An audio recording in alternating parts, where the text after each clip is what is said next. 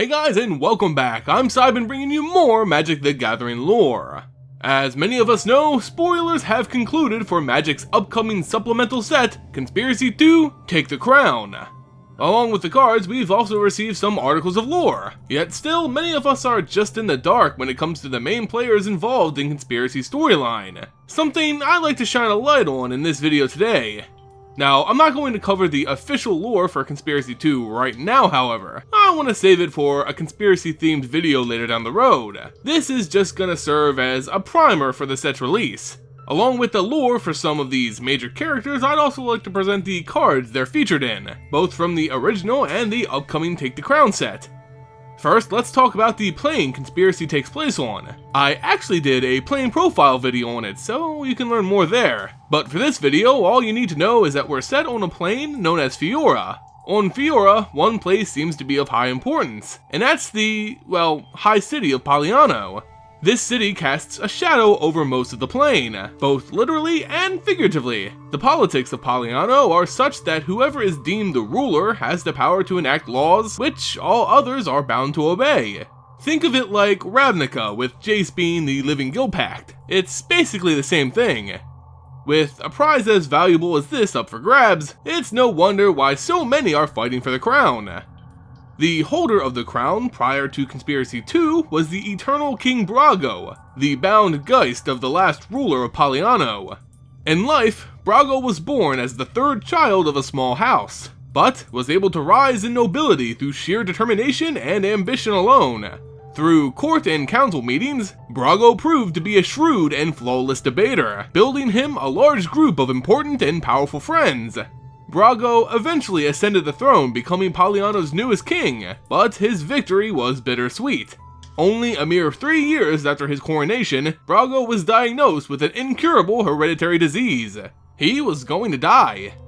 That brings us to the next major player, or players in this case, for the story of Conspiracy: the priesthood, also known as the Custodi. They tended to the dying king's illness, but understood his end was near. Brago had given this order of priests much power over his short reign, even more so with his worsening condition, power they knew they'd lose should Brago die and the crown follow succession.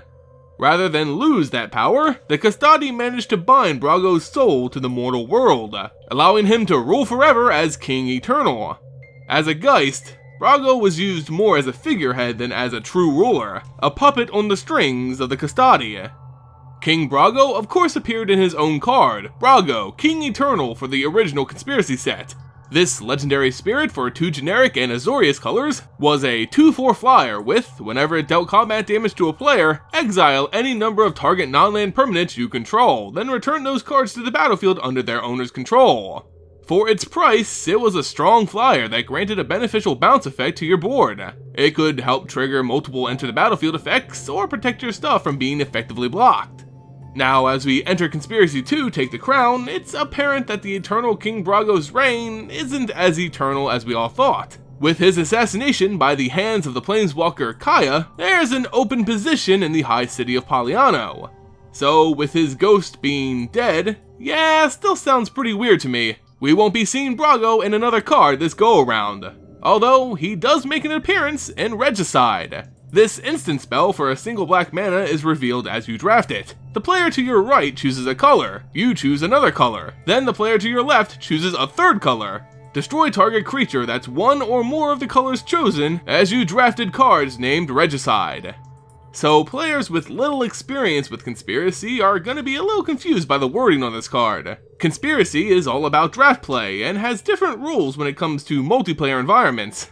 Regicide is a form of removal, but for its low price, it gives your opponents a chance to either safeguard their creatures or implement another player. Of course, you always have the ability to go with whatever color you chose, but this card leaves a dynamic open for other players to go after each other through who you decide to use Regicide on.